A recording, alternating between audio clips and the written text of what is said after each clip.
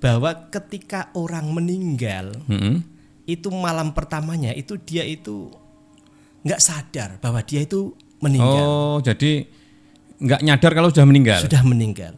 Tetapi bagi awamnya manusia, tetapi bagi orang yang khos, orang yang sudah dekat dengan Allah, dia itu tahu bahwa dianya itu sudah meninggal.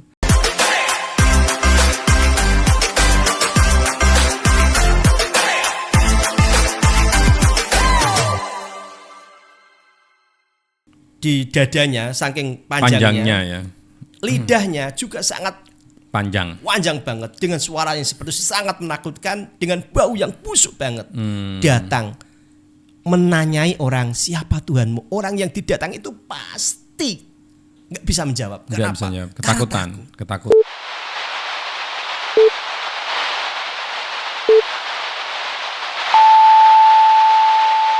Oke kawan-kawan, ketemu lagi dengan saya Adi Pras dan ada Kang Rohman. Iya. Dan kita bahas kemarin kan belum selesai Kang, mengenai kematian. Ya katanya semua orang akan mati. Iya. Siap nggak siap? Harus siap. Harus siap dan tidak bisa mengelak dari kematian. Betul. Kalau di kampung, Kang Rohman, di kampung ya. Kalau di kampung itu kan merawat jenazah itu mudah. Maksudnya banyak warga yang datang dan membantu. Tapi kalau di kota lain cerita nih Kang Rohman. Saya pernah di Semarang mungkin berapa tahun ya? 4 tambah 4 tambah 3 ya. Ya hampir 10 tahun, dianggap 10 tahun. Itu ketika ada orang meninggal itu merawatnya juga agak susah. Karena tidak seperti kalau di kampung saya ini ketika ada orang meninggal, yang kerja aja pada langsung libur pulang gitu. Untuk bantu rawat. Ya, kalau yang di kota agak susah, hanya ke keluarga saja, dan kadang juga bingung ngerawatnya. Gimana ngerawat si mayat itu? Katanya gini, ini yang pertama dulu. Katanya bener nggak? Ini kan ada daerah-daerah yang ketika meninggal malamnya langsung disolati. Langsung disucikan dulu, disolati baru dimakamkan. Malam itu juga. Iya. Kalau di tempat saya enggak. Sebenarnya ada aturan nggak mengenai pemakaman itu waktunya? Iya, gini, terima kasih Mas Adi, ini kita bertemu lagi. Tentang kaitannya waktu. Sebelum waktu ini kita membahas masalah ngupokoro atau istilahnya itu mensucikan mayit dan lain-lain. Tapi waktunya sebenarnya yang tepat gimana? Ini kalau masalah waktu Mas, lebih cepat itu lebih baik. Karena lebih baik itu aturannya karena sunnah. Oh, sunnahnya itu orang yang meninggal itu cepat-cepat untuk dimakamkan, disucikan dan lain-lain. Pokoknya merawat itu segera secepatnya. Karena perkara 5 yang sunnah untuk disegerakan, diantaranya adalah mempercepat prosesi pemakaman si mayit. Itu hadisnya Rasul. Meskipun itu malam hari. Walaupun malam hari. Tapi ada yang berpendapat sebagian ulama bahwa memakamkan malam itu hukumnya adalah makruh. Oh, malah makruh ya. Itu sebagian, tapi menurut ulama yang lebih azhar, ulama yang masyhur, ulama yang banyak itu mempercepat pemakaman meskipun malam hari itu disunahkan karena bertendensi pada hadisnya Rasulullah. Berarti bisa sunnah, bisa makruh, tergantung madhab yang mana ya, atau keterangan yang mana itu ya. Iya, tapi mayoritas itu disunahkan. Oh, disunahkan segera. Itu ada kel itu suatu pendapat yang cuma segelintir imam. Ini ada yang menghukumi makruh. Karena apa? Karena mungkin malam hari ini waktunya adalah untuk istirahat. Itu ada berpendapat seperti itu. Oh, jadi tidak mau merepotkan tetangga. Betul. Ya, mungkin ini gitu ada ya. kil. Tapi kebanyakan adalah itu disunahkan. Makanya di kota-kota besar, di Semarang atau di manalah yang kebiasaan meninggal malam hari langsung diproses malam hari, karena itu bereferensi pada hadisnya Rasul bahwa menyegerakan mayit untuk dimakamkan adalah hukumnya sunnah. Ya, Gitu. kenapa ini kok segera? Apakah yang diomongkan, saya kan sering dengar-dengar ini mesake mayitnya, kasihan mayitnya udah ditunggu. Betul, Pak. Apakah itu memang iya? Kalau misalkan iya, ketika sudah meninggal kan menurut saya meninggal ya meninggal, selesai. Iya. Artinya mau dimakamkan mau enggak ya setelah meninggal ya alamnya sudah pindah. Udah pindah. Sudah diregistrasi di sana lah. Iya, betul. Nah, tapi kan ada yang mengatakan ini kasihan mayitnya masih menunggu. Terus katanya juga ada yang mengatakan mayitnya ini belum ditanya kalau belum ditinggalkan berapa langkah dari makam kayak gitu. Betul. Berarti kalau misalkan itu benar, kalau di rumah dibiarkan sampai sehari, terus dia ngapain ya? Maksudnya meninggal itu ngapain? Dia ikut nunggu kayak manusia nunggu atau gimana ini gambarannya? Iya, itu bahasanya adalah roh ya. Roh ya, roh. Rohnya itu berbeda dengan yang dinamakan jasad, karena roh itu nggak ada yang tahu kecuali Allah. Ya, Tapi ada ulama yang berpendapat bahwa ketika orang meninggal itu malam pertamanya itu dia itu nggak sadar bahwa dia itu meninggal. Oh, jadi nggak nyadar kalau sudah meninggal. Sudah meninggal. Tetapi bagi awamnya manusia, tetapi bagi orang yang khos, orang yang sudah dekat dengan Allah, dia itu tahu bahwa dianya itu sudah meninggal. Makanya ketika dia meninggal, maka dia itu ingin cepat-cepat bertemu dengan Tuhannya, bertemu dengan Allah sebagai orang, sebagai zat, sebagai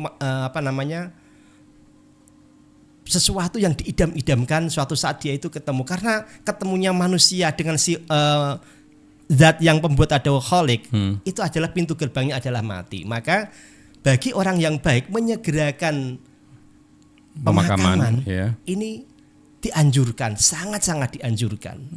Karena apa? Karena si mayitnya, orang yang bagus itu kepingin banget cepat-cepat ketemu dengan zat. Itu kan yang Khalik, yang meninggalnya orang yang sudah siap. Iya. Kalau nggak siap kan nanti aja, Mbak. Karena kita itu harus husnudon. harus husnudon pada orang, semua orang ketika meninggal kita harus kita husnudon, dalam arti kita harus bersangka baik.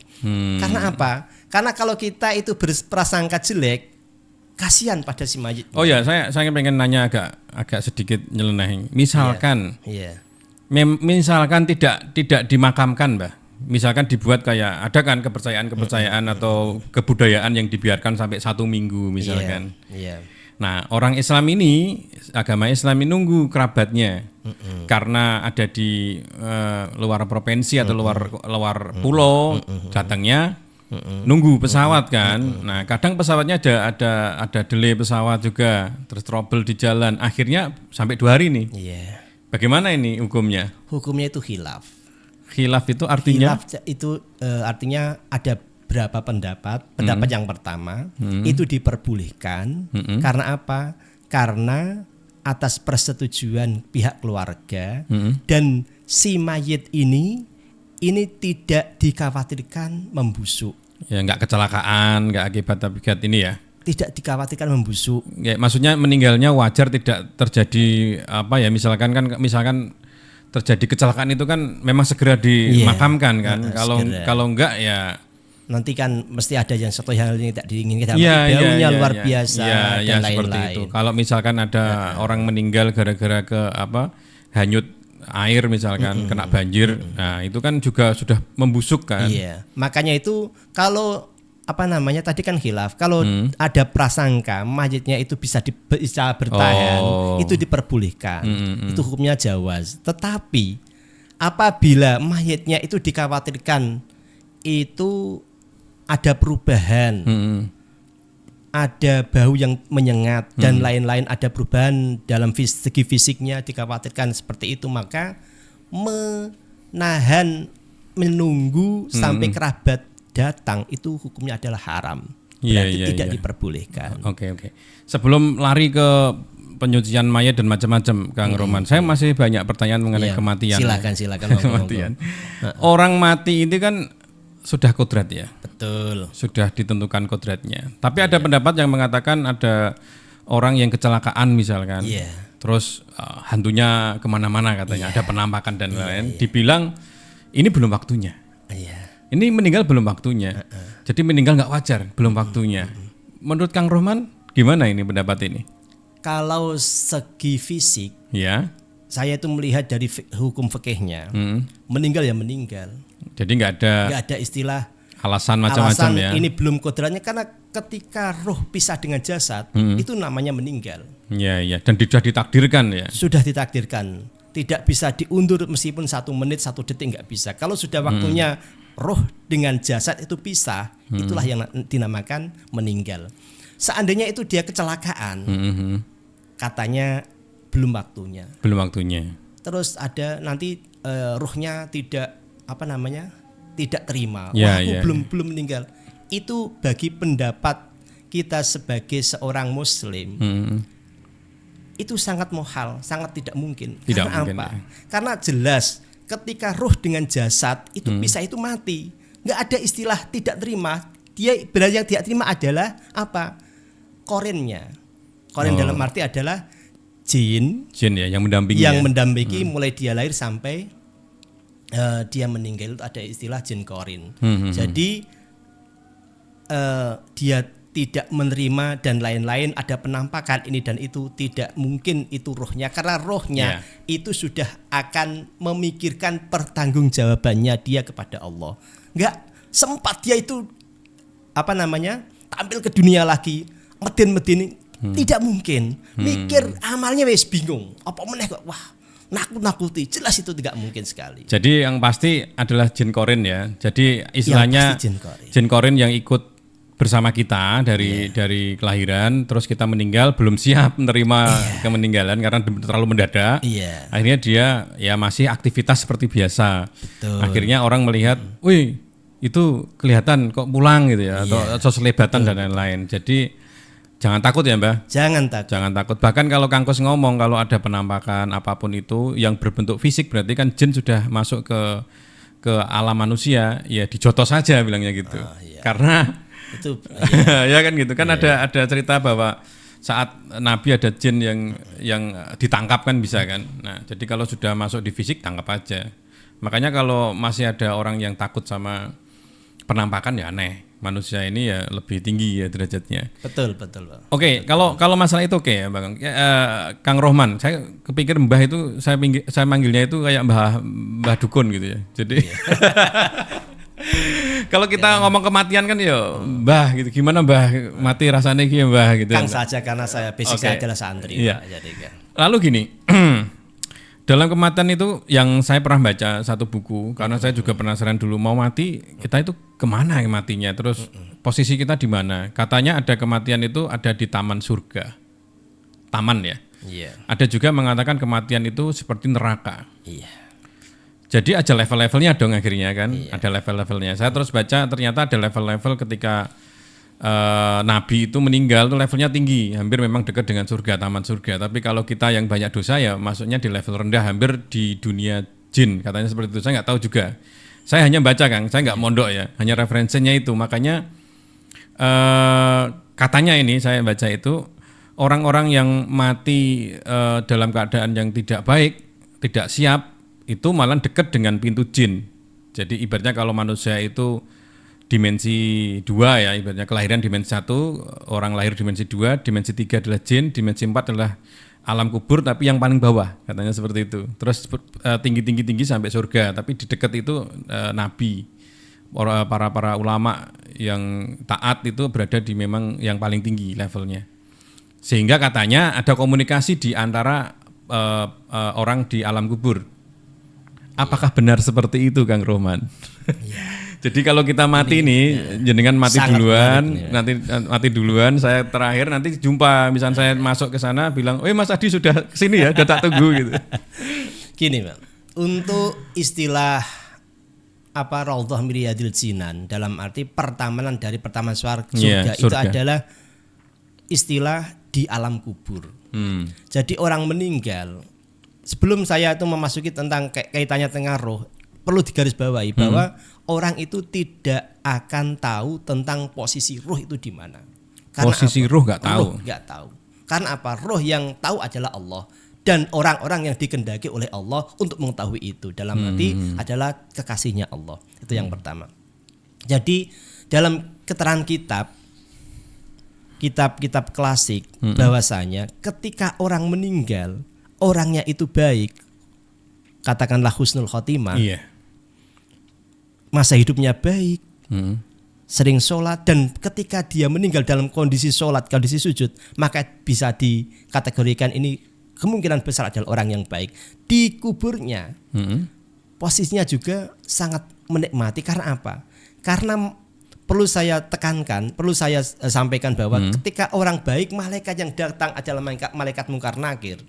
Ini posisinya ini berwujud seseorang yang sangat cantik, sangat bagus bagi orang yang beriman tadi.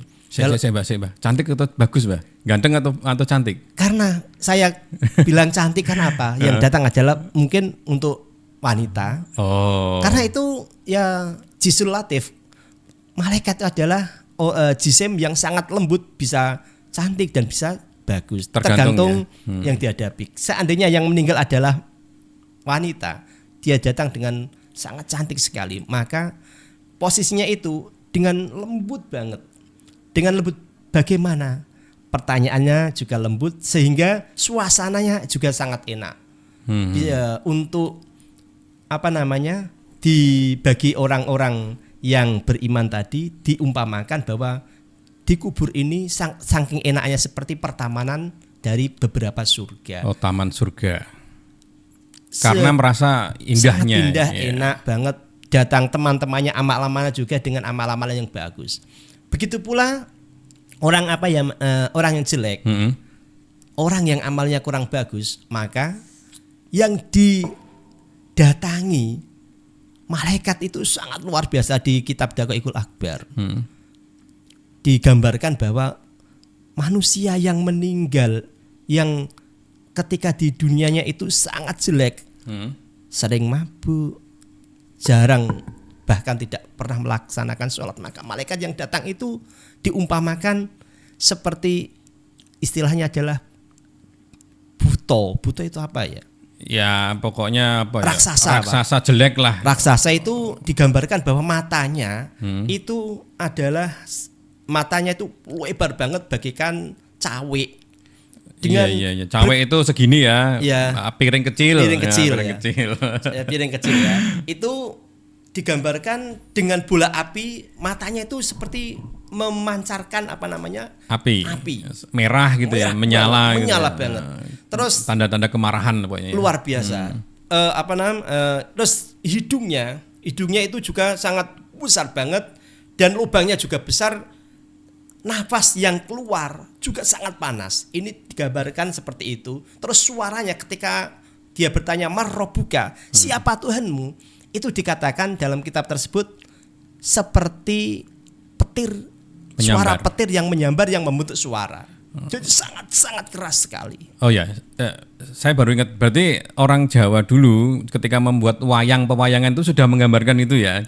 Iya toh. Iya. Jadi buto itu memang digambarkan wali kayak gitu. Bentuknya matanya besar. Merah, terus suaranya juga gitu kan, besar gitu ya. Ya memang mewakili itu ya. Iya. Ya terus, Mbah.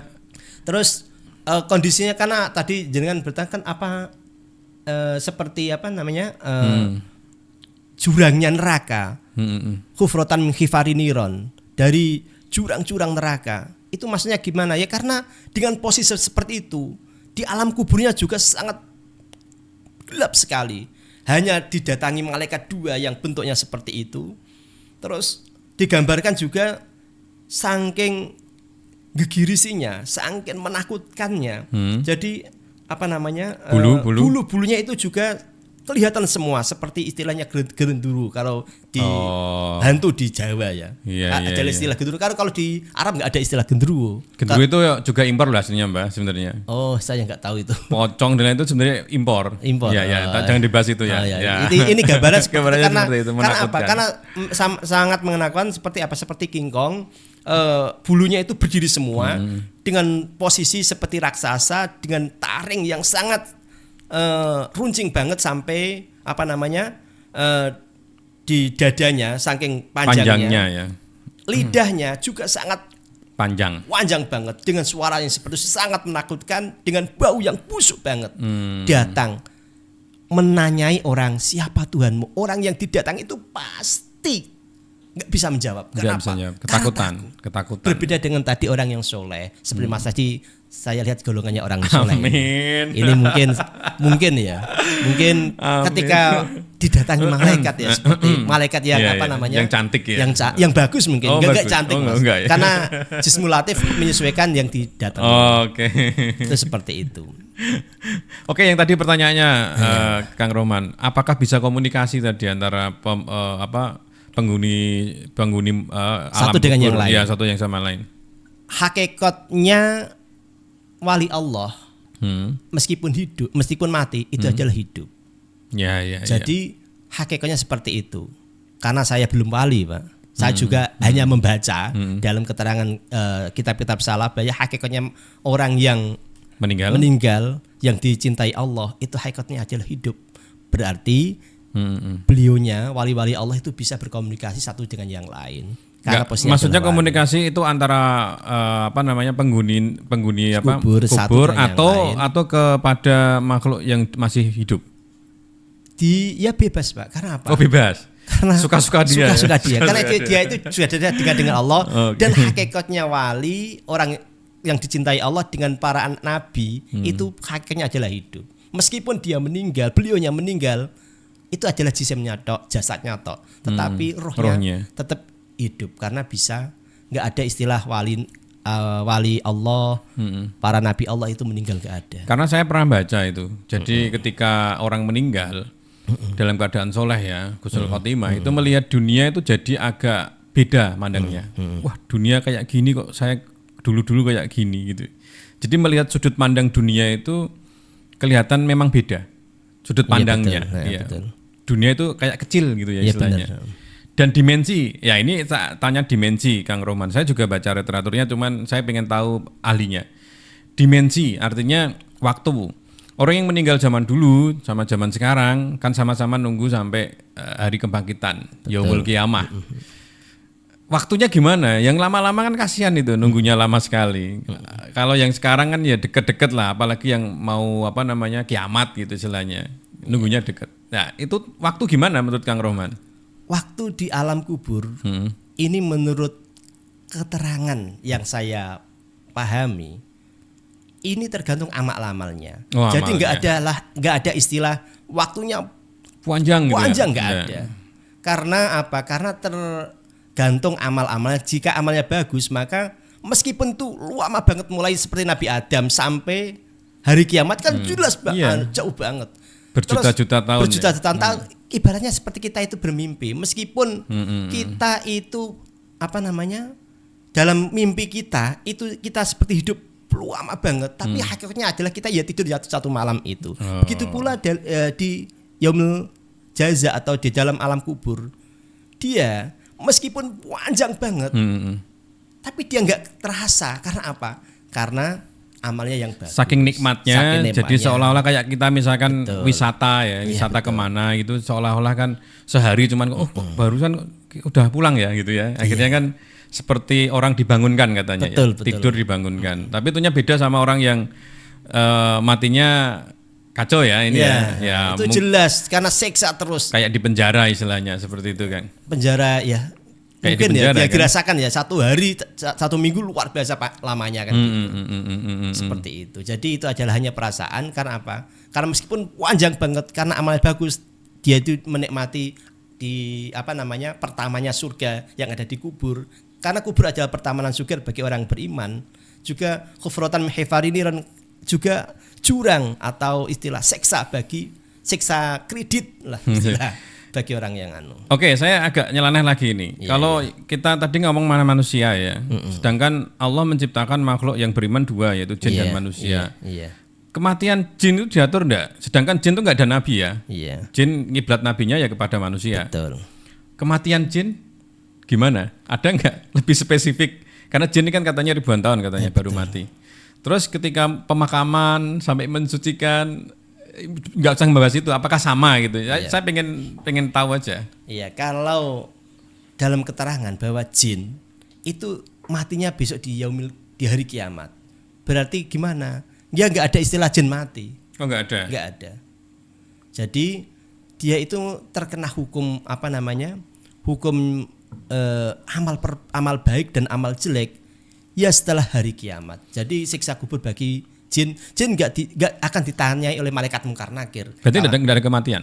Nggak ada kematian. Ya dia itu mati karena semua makhluk hidup, kullu nafsin dha'iqatul maut, yang semua yang bernafas itu pasti akan mati, tapi langsung loncat mati. ya, loncat langsung, ke yaumul kiamah ya. Masalah tata cara jin mati, mati saya juga kurang paham ya. Karena saya itu golongannya manusia ya. Manusia bukan jin ya. Jin, ya. Saya kira kan jin juga melihat ini Kang. Iya, ya katanya saya pernah juga baca satu buku tentang jin, itu ternyata teknologi jin juga tinggi. Betul. Sana juga ada kedokteran, ada macam-macam, bahkan manusia katanya kenapa barat kok lebih pinter gitu, katanya dia juga berkiblat di dunia jin, katanya seperti itu, menguasai teknologi dan lain-lain. Oh gitu ya. Katanya seperti itu ya, katanya. Secara sarilnya mungkin saya nggak paham. Saya hanya baca seperti itu. Gitu. Saya baca seperti itu. Jadi ada yang mengatakan UFO, lalu ada teknologi modern. Teknologi ini kan kayak seakan-akan goib juga. Misalnya internet itu kan goib kan. Betul. Ya kan frekuensi. Apa bisa dipegang? Nggak bisa gitu kan. Apakah itu juga salah satu dimensi jin kan juga nggak tahu itu. Apakah wifi juga ngemplok di dunia jin ya? Itu kan goib juga nggak tahu. Itu masalah kematian ya. Terus gimana nasibnya orang yang bunuh diri? Mohon maaf, bunuh diri. Iya. Orang bunuh diri nasibnya gimana? Apa ada tempat khusus kah? Ataukah ini juga ditakdirkan Allah? Ini takdirnya sudah bunuh diri, sudah takdir juga loh ya? Atau memang ada istilahnya tadi belum waktunya, sudah dipanggil, sudah menghabisi dirinya sendiri gitu? Orang yang bunuh diri itu dipastikan itu masuk neraka. Pasti masuk neraka. Pasti masuk neraka. Terus karena dia masuknya kemana dia? Apakah masuk ke alam kubur atau langsung loncat? Ya kalau belum hari kiamat. Karena neraka itu adanya setelah hari kiamat. kiamat. Iya. Sebelum hari kiamat nggak ada neraka. Ini sudah ada, tapi proses ke sana belum ada. Semua orang yang meninggal, anak-anak Adam, semua manusia yang meninggal itu pasti melewati istilahnya adalah kubur. Nah kubur ini bagi orang yang meninggal, ya diproses dikubur.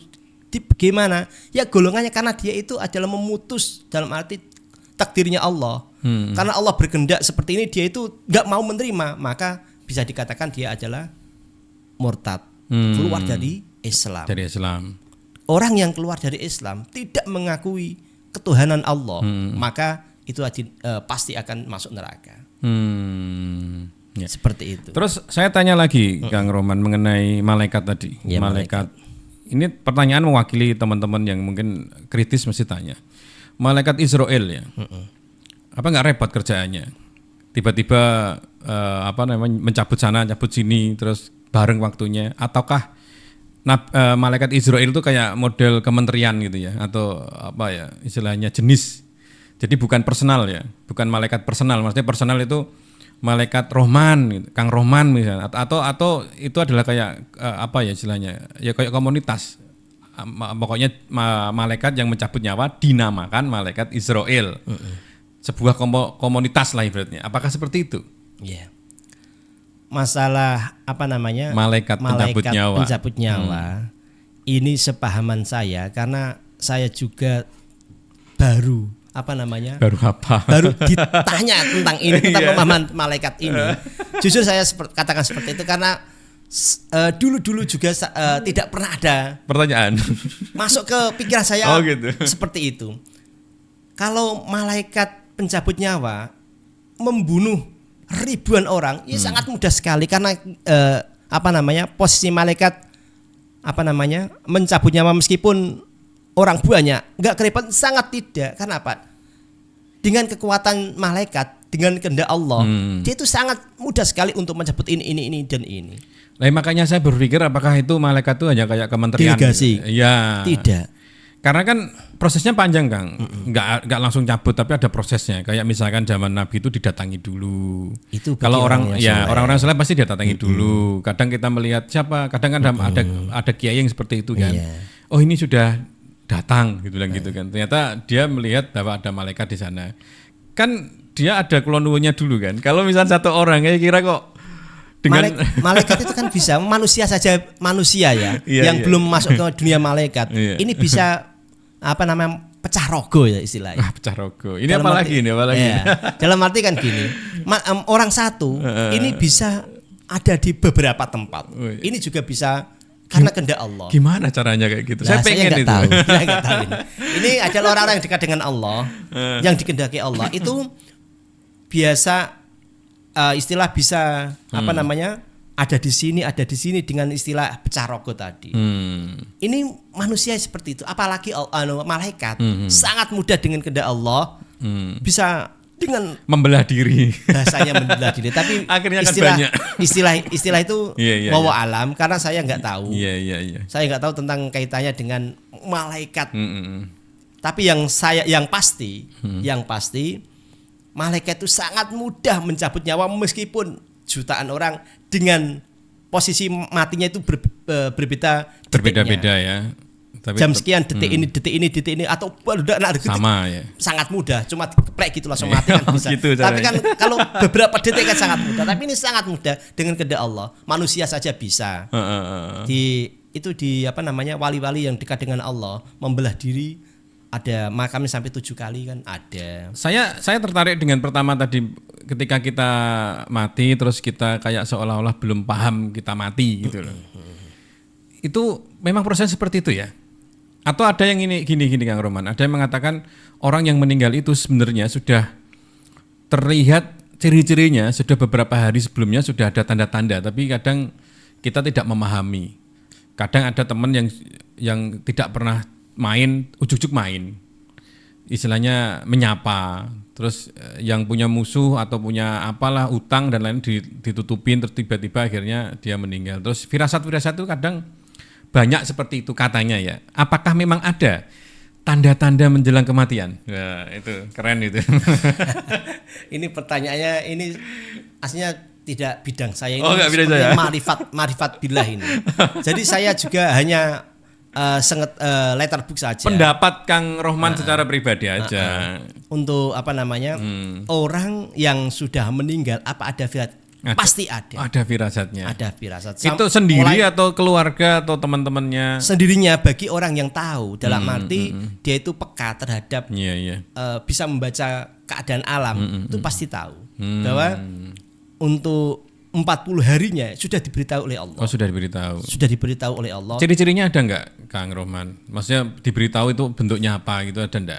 Bisa lewat mimpi. Bagi orang yang alim, orang yang ma'rifat billah, orang yang kasyaf, itu malah bisa tahu bahwa dia itu akan meninggal hari ini, jam ini, detik ini di atas. Jadi dia sudah tahu. Itu bagi orang yang yang kasyaf. Bagi orang awam mungkin hanya dengan firasat, dengan impen. Mungkin kalau istilahnya orang mantu, mimpi kok mantu. Jadi istilahnya manten. Yang bertolak belakang ya. Itu akan kegembiraan itu biasanya adalah ada kematian gitu ya. Ini biasanya hanya firasat yang bagi orang awam, tapi bagi orang yang peka dengan membaca alam itu pasti diberi tahu oleh Allah. Pasti tahu ya kode-kode alamnya tahu ya. Pasti tahu. Masalah kode, masalah mukasyafah ini saya kurang paham. Karena apa? Karena yang tahu adalah yang bersangkutan. Jadi ya paling enggak logikanya gini ya. Ketika kita mau jalan-jalan kemana, terus kita disayangi sama bos kita kan pasti dikasih tahu lah. Siap-siap loh ya besok ke sana gitu kan. Pasti ada ciri-ciri dan tanda-tanda. Ini kok malah bahasanya kok cenderung ke ruh semuanya ini. Ya memang kali ini kita belajar di situ aja. Untuk sampai apa namanya memakamkan mayat dan lain-lain itu nanti episode kedua. Jadi karena ini roh saya ya memang seperti itu dan itu sepemahaman aja. Kita diskusi aja ringan-ringan. Mungkin ada salahnya kawan-kawan, mohon maaf karena ini memang ya tidak di saya konsep ke sana yang sengaja seperti itu. Mungkin ini banyak pertanyaan Kang Roman. Mungkin yang lihat podcast ini boleh bertanya macam-macam di bawah ini masalah kematian karena banyak sekali tentang kematian. Kalau mungkin masalah ngerawat mayat nanti yang berikutnya karena memang orang kematian ini agak susah dan banyak pertanyaan karena mau nggak mau kita harus mati. Kita memang mati setelah ini. Lalu siap nggak siap ya. Terus waktunya juga tidak ditentukan. Istilahnya surprise dari Allah ya kepada kita.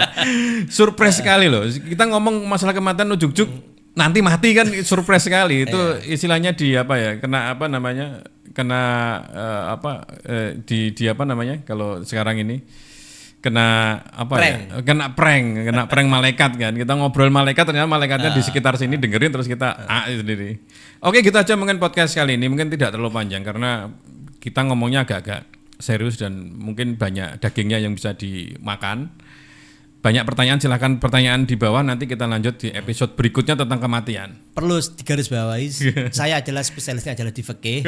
Untuk di ruhnya tentang kemarifatan billah jujur saya kurang memahami karena basic saya adalah di fikih, kaitannya dengan roh, alam roh dan ini hanya literaturnya hanya di kitab-kitab tertentu.